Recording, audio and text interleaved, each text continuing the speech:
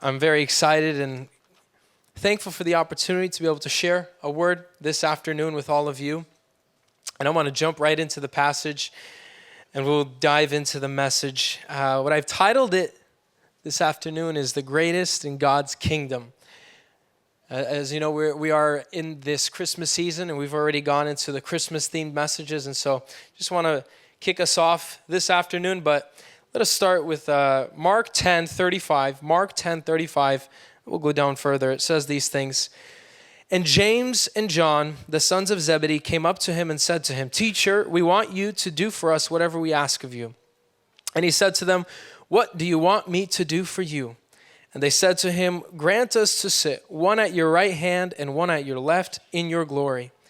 Jesus said to them, "You do not know what you are asking. Are you able to drink the cup that I drink, or be baptized with the baptism with which I am baptized?"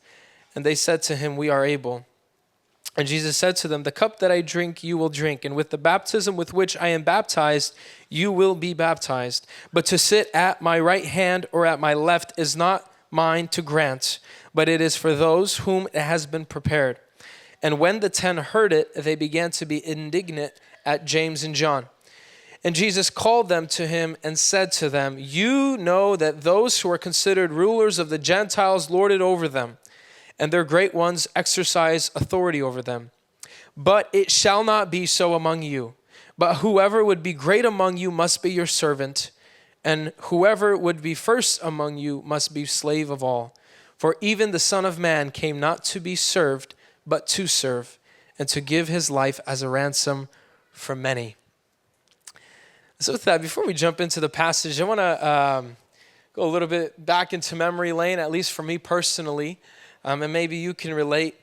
There was a time in my life, and I'm not going to say like these times don't exist anymore, but there was a time where it was really highlighted to me in elementary school. I went to a school in Auburn called Arthur Jacobson. Maybe you're familiar, maybe you've gone there. And I was there between the grades of 3 to 5. So peak childhood, peak learning to understand who you are, what you're good at, what you're not good at, basic things like that. And I remember putting a goal for myself where I wanted to be good at something, where people could look at me and be like, "Oh yeah, he's good at," like he's the MVP at whatever, and fill in the blank. And it started with something basic. Maybe you remember this, maybe you're still going through this. We would have these tests. No idea what it was called anymore, but it was like a math and a reading test. You'd get behind the computer, you would answer questions, and then it would spit out a score. And you were supposed to be within a certain percentile to see if you were normal. And then if you needed help, you would go and get extra help. And then if you were far beyond, you would skip a grade or something. And so generally, I felt like I did pretty good at those tests, but there was always somebody that did better.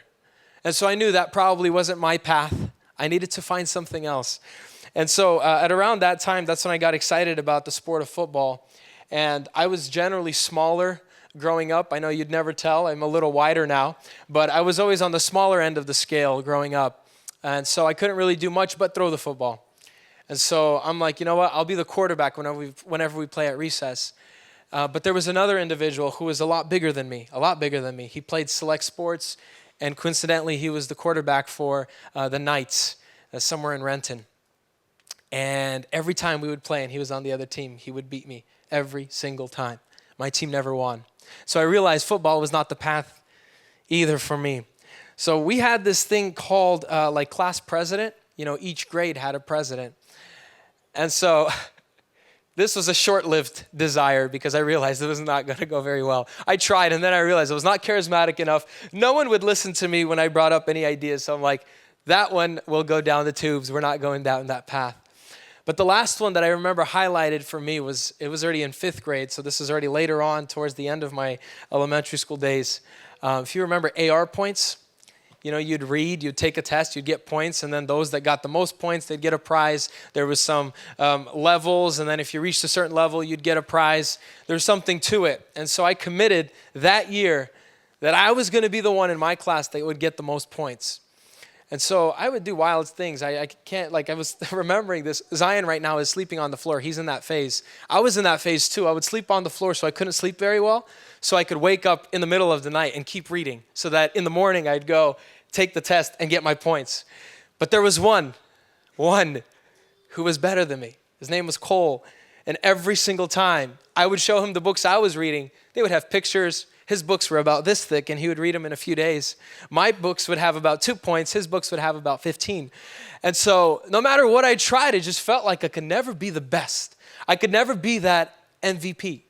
I don't know in your life if you ever had those aspirations, but I imagine all of us at some point, we had a goal where we wanted to be good at something and we wanted to do it really well, where people could look at us and be like, yeah, that individual, he's good, she's good. They are the greatest at that. You know, with that moment, there's many reasons why we have that in our human tendencies, but as we look around, those that are great, many times there's respect that comes with that, right? If you're good at something and you do it very well, people would respect you for it.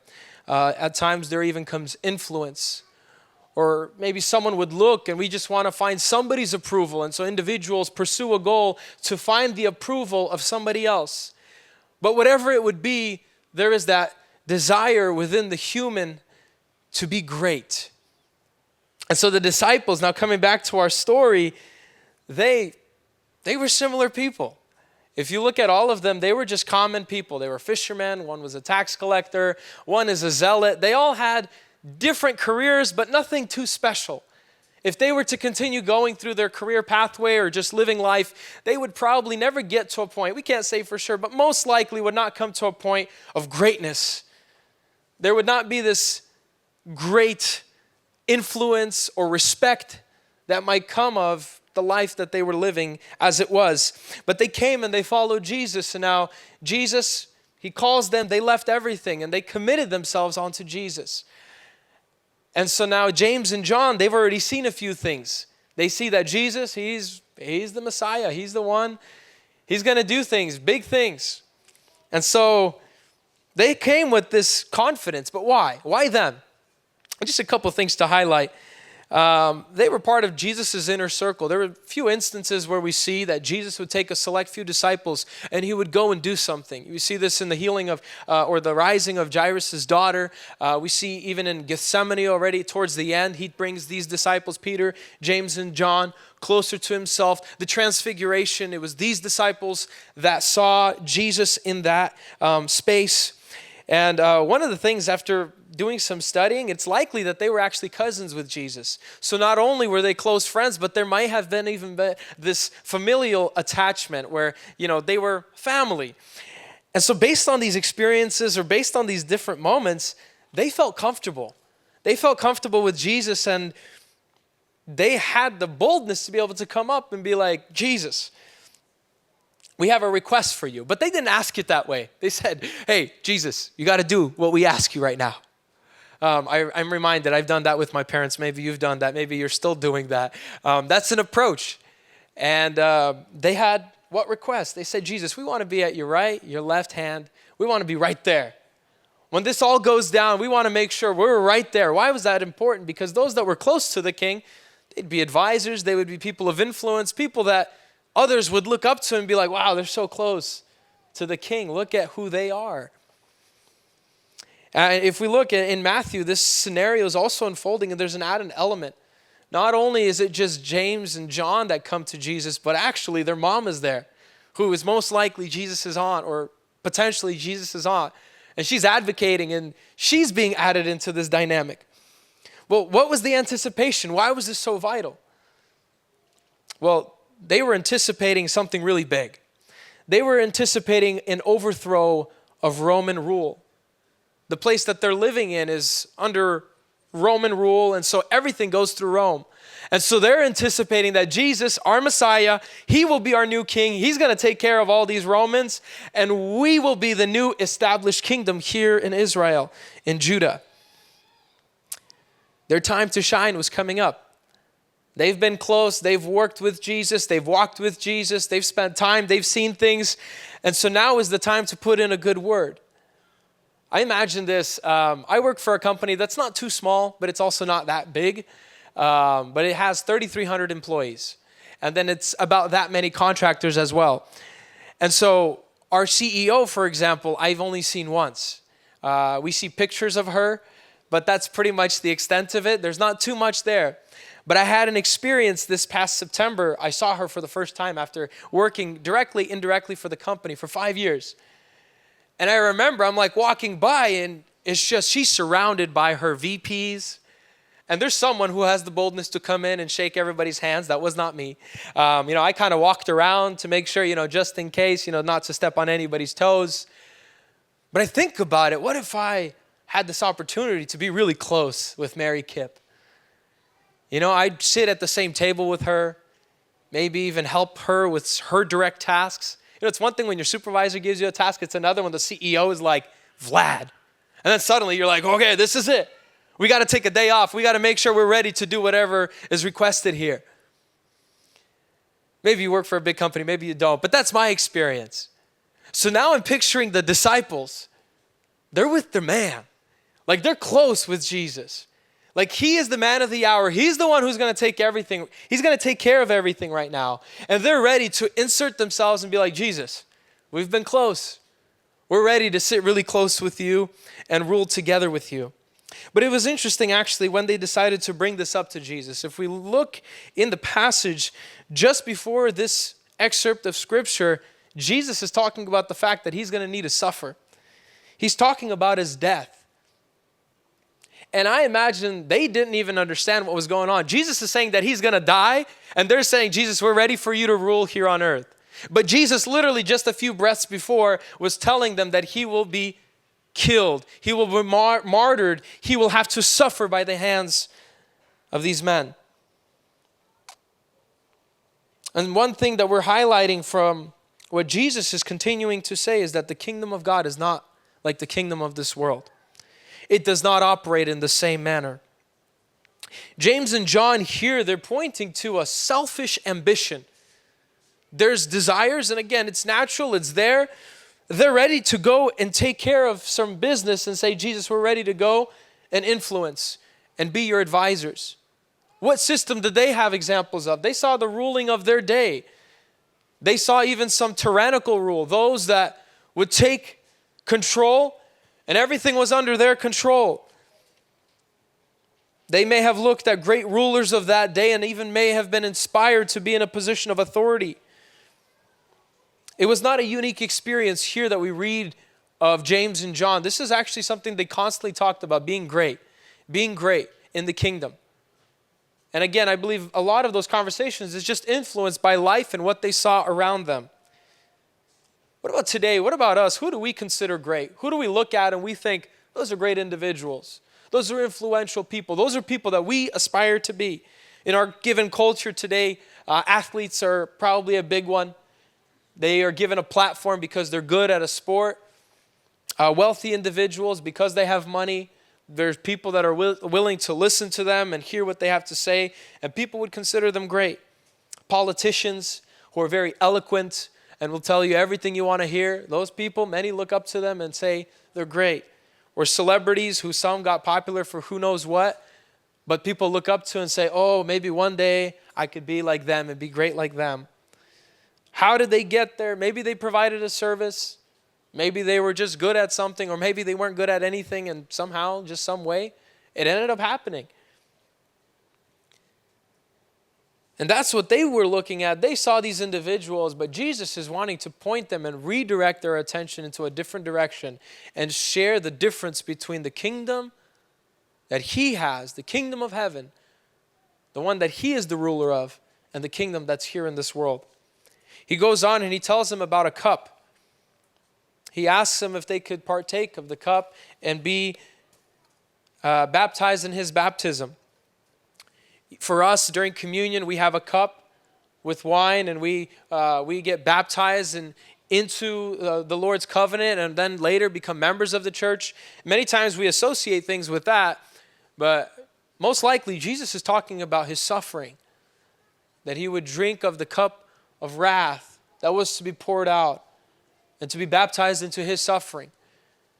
And they very confidently just said, yes, of course, we can partake of that. And almost prophetically, this speaks to the lives that they would live. If you look, James is martyred. He's one of the first martyrs of the early church. If you look at John, he wasn't directly martyred, but he was exiled onto the island of Patmos, going through many different circumstances and challenges in his life. And so Jesus is clarifying that, and he said, look, you can partake of that cup, but I can't. It's not for me to grant. That's the Father. If you look at another passage, it says that's the Father's right to grant who will sit to the left and to the right. And maybe there's speculation. Who will be there? Well, if he's not granting it, well, who will sit there? I don't think necessarily that's something we know. We can speculate. Is it just one? Is it two seats? But I think Jesus wanted to point their attention to something deeper through this conversation. And as Jesus is just about to bring everyone's attention, the other disciples are hearing what's going on. And it says they grew indignant. They're getting annoyed, or they're getting angry.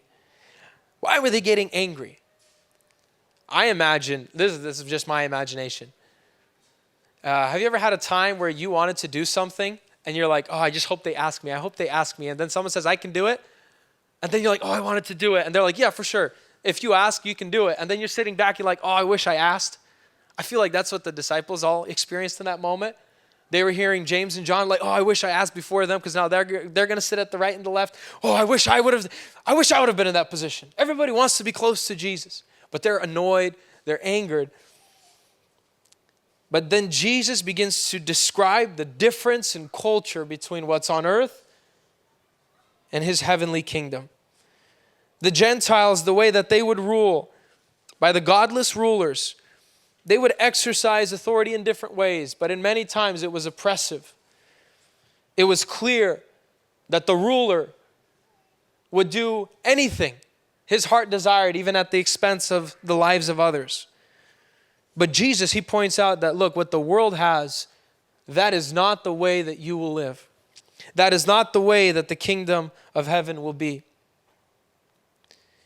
Jesus points to the fact that greatness in his kingdom is synonymous with servanthood.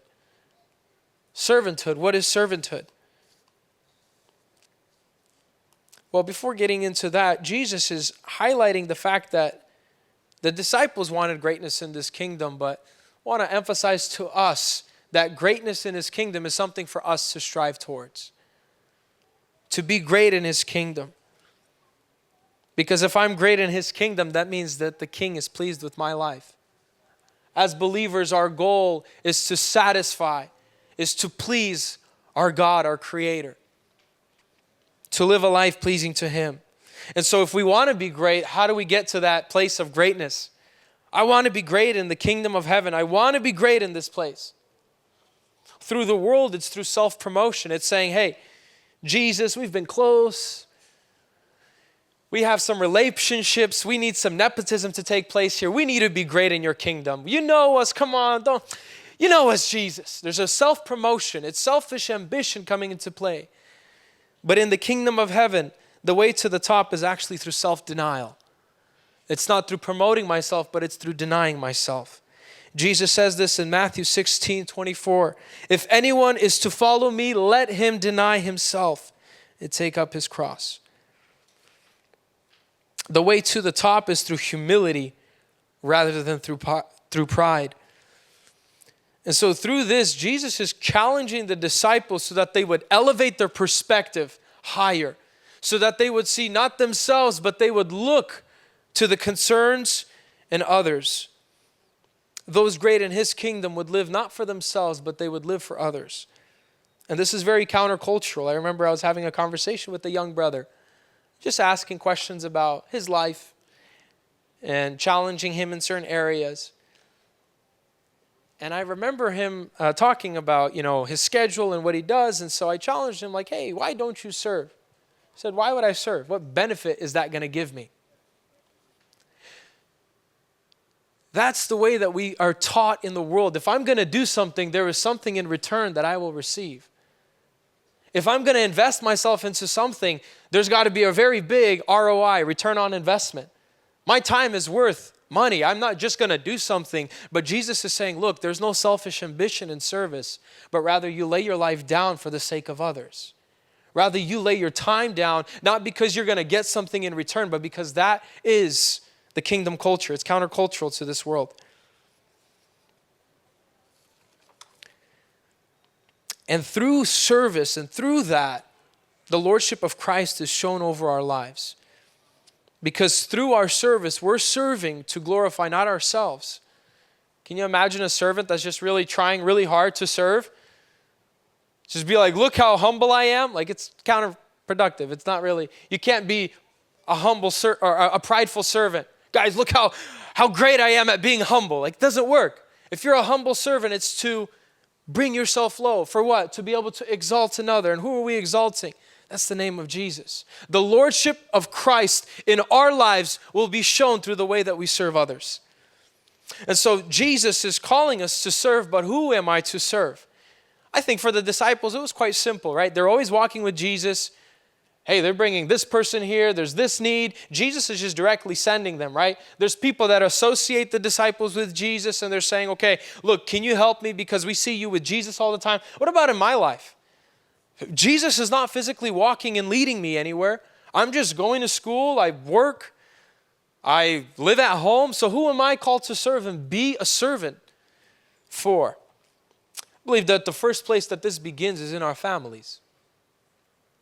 For those that are married, for those that have a spouse, I believe that for the husbands, for myself, the Lord is calling us to love our wives as Christ loved the church. For wives, He's calling wives to be able to submit to their husbands as the church submits unto Christ. That's true service.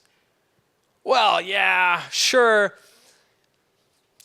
It should be that way. Well, no, if we truly are living a life of servanthood, then it should be reflected in the very core of our being.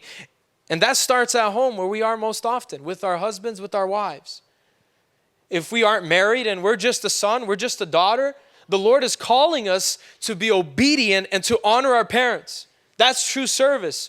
Being there before our parents is saying, look, I honor you, I respect you, and what you are calling me to do in the Lord, I will do it. That is true service. And as parents and onto kids, how do we teach our kids? My kids are still young, so I can speak comfortably about this. I know when kids get older, it gets more challenging. So, when people that aren't married are leading marriage seminars, it's one of those things still for me. The Lord is calling me to love my children and to teach them the ways of the Lord, not just in my speech, but in my conduct. As Christ was to those around him, I am called to be for my children.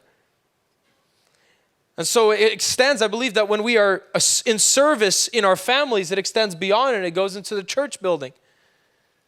Strong families create strong churches. And so if I'm going to be a good servant at home, I'll be a good servant at church as well.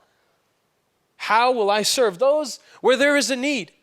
Every individual has a gift and something that they can be helpful and useful in and in service for. There are some people that are very technically savvy and they can handle those things like it's nothing.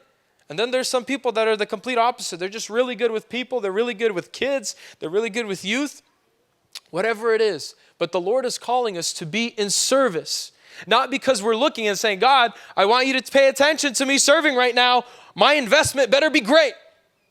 No, because our service is coming in humility and saying, Lord, I want to be great in your kingdom. I want to serve there where I'm needed. But I would say, even beyond that, not just in our families and just in our churches, but the places that we are every day. Are we so absorbed in our work or in our school studies that we miss the very people that God has placed around us in our lives? I'm so focused on whatever I'm doing that I miss the very people that God has placed to be able to impact them and to serve them there where they are. I mean, there are countless conversations that I've had at work where I did not come to work thinking, I need to serve somebody today. I need to just minister to someone today. I came and I'm like, my project is on fire. I've got to figure it out. And then a buddy comes around. He starts talking with me. I'm like, I don't have time for this. I've got a project where the customers are complaining. Can we not miss the people that are around us and that are in need of that love of Christ? We're called to serve those people that are around us there where we are. And I believe that when we show the love of Christ through our conduct and our speech points to Jesus, it changes their perspective and shows that there is a different way of living. Vlad, why should I do all this? Okay, Jesus calls us to be great in the kingdom. That's the only way in the kingdom of heaven. This isn't one of the many ways. It is the only way of growing in the kingdom. If I grow, it's through self-denial. It's through service of others. It's the times when you don't feel like what you're doing is paying off dividends. And I don't do kids ministry because, again, I can speak confidently on this. I think that's probably the one place where it makes the most sense with that. When I come and I serve kids, practically most of the time, they're not going to come back and be like, thank you so much. That was the greatest lesson I've ever experienced. Thank you so much for being with me at nursery. I don't know what I'd do otherwise. I'd be yelling at church. There is nothing. If anything, they're giving you a hard time. They're complaining to you. They're saying, give me more crackers. They spill them. They crush them. And they say, give me more crackers. I've been in the nursery. It's wild in there sometimes. Okay? There are those experiences with kids. There is no return on investment, at least there in that moment. But friends, that's the kingdom culture. We serve those very people that can give us nothing in return, because that's exactly what Jesus was doing. He's serving people. Those very people that later went and betrayed him and crucified him, yeah, he serves them. Friends, we serve because he served us first. In this Christmas season, this is the exact thing we're remembering, the coming of Jesus Christ on this earth. Look, he's born into just a simple environment, nothing special. Jesus comes as the King, the Lord of Lords, the treasure of heaven. Yet he humbles himself so much here on earth. Is he not great? Oh, he is the greatest. Friends, but his value was different than the way that the world looks at it. Is he great? Is he rich? Is he a politician? Is he really good at hockey or something? No. Philippians 2:6-8 says this, who, speaking of Jesus, though he was in the form of God, did not count equality with God a thing to be grasped, but emptied himself by taking the form of a servant, being born in the likeness of men. And being found in human form, he humbled himself by becoming obedient to the point of death, even death on a cross. Friends, Jesus came not to be served, but to serve. The King of Kings and the Lord of Lords. We're not talking about any of us here. We're not talking about the simple disciples. We're talking about the Creator, the one that all the stars bow down to, that the universe worships. This God came down, emptied himself, took the form of a man. For what purpose?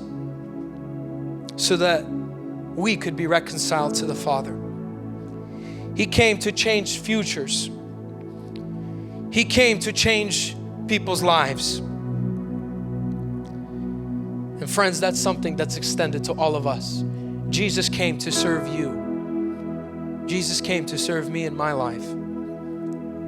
And you know, as Jesus was talking about the cup and the baptism, friends, because of the service of Jesus, today we can partake of his new cup and his new baptism. What's that cup? That cup is his blood that washes, that flows from that cross and washes you of all of your iniquity and of all of your sin. And not just that, but he has a new baptism. A baptism of what? A baptism of his own Spirit. To not just cleanse you and leave you as an orphan, but to cleanse you, to purify you, and to give you the very Spirit of God to dwell within you, so that you can walk in victory, so that you can walk in the power and might of our God. Friends, I want to ask you today, have you been served by Jesus? I want to remind us of a song that says, are you washed in the blood, in the soul cleansing blood of the Lamb? Are your garments spotless? Are they white as snow? Are you washed in the blood of the Lamb? Friends, I want to ask us today and this afternoon, are you washed? Are you washed by that precious blood? Maybe you came today and you're just in brokenness. You're in bondage. You're just in disappointment. You're in frustration. You're just hurting inside. You're suffering. Friends, his blood was poured out so that it could just cover you. Maybe some things don't make sense. Maybe you are today in a place of pain as Ruben was speaking. Friends, allow his blood to come and wash over you. Your hurts, your pains, your traumas, your infirmities, whatever it may be, would you allow Jesus to serve you today? But you know what's so powerful is he wants to equip you. He wants to fill you. He wants to anoint you so that you wouldn't just be cleansed, but so that you would go and you would be equipped to be able to serve others. Not by your own guidance, not by your own selfish ambition, but by his own very Spirit to go and lead you to places where you're saying, what am I doing here? You're here to be my hands. You're here to be my feet. You're here to serve as I once served you. Friends, this Jesus, it says this later in Philippians, therefore God has highly exalted him, bestowed on him the name that is above every other name, so that at the name of Jesus every knee should bow in heaven and on earth and under heaven, and every tongue confess that Jesus Christ is Lord, to the glory of God the Father. Jesus is exalted higher than any other name. Through his service, through getting to the very lowest points, even to the point of death on the cross, the Father exalted him to the point where today we have the honor and privilege to be able to worship that very King that served us, and to be able to cry out, holy, holy is the Lord Almighty, to the one who saved us and redeemed us. We have that opportunity, friends. We remember in this Christmas time, he came for us. He came to redeem us. He came to change us and give us a new hope and a new destination. Friends, for us to live for ourselves, for us to live in our own sin, no, he called us to something greater, to look at something higher than ourselves and our selfish ambition. Would we not be great here on this earth? Would we be great in his kingdom? Would we humble ourselves in self-denial and say, I will not live my life for my goals, but I will live to honor the King? And how is that? Through serving others, through serving others, through serving others, serving our family, our church, our communities. Everywhere we go, we show the example of Christ, the one who was above it all, yet stooped down and he would even wash the feet of his disciples. Friends, that's the example that's been left for us, the very best example of a servant. And I'm calling today myself and all of us, would we be those servants that Christ is calling us to be? I want to bring us to a close here and just ask a couple questions. Have you been washed? Have you been served by Jesus? Has his blood covered you from all of your iniquity? Friends, it's something that's free. It's something he offers to everyone. It says that he came to redeem all. Friends, that includes myself. That includes all those in the sanctuary and everybody else that would take hold of that opportunity. You can remain there where you are, but friends, it is so much more rewarding to be in a place of surrender and say, Lord, here I am. Would you have it all? Friends, not only does that impact your life here on earth, but that impacts your eternity, where you will spend the rest of your days with your very Savior, Jesus Christ, being in his presence. Friends, I want to challenge us. Could we imagine a time and a place where the body of Christ lives in such a way as Jesus called us? Where we live not for selfish ambition and pride, but we live in a way of humility and self-denial. Where we live to be able to serve those around us. Where we see people in need and say, I will be an answer to the need. Not because I'm going to get a return on my investment, but because that's what Jesus did for me. And his example is my guiding purpose. What he did for me, I want to do unto others. He served me, I want to serve others. Friends, that is our call. Imagine the people that would be impacted. Imagine Renton. Imagine our neighbors. Imagine our ungodly family. Imagine the people that surround us and see Christ amidst them. They see Jesus through you, through me, in our conduct. Friends, that shakes people. That shakes nations. Would we live in the simple humility of servanthood? Would the Lord give us strength? Can we stand? Call upon the name of the Lord here this afternoon.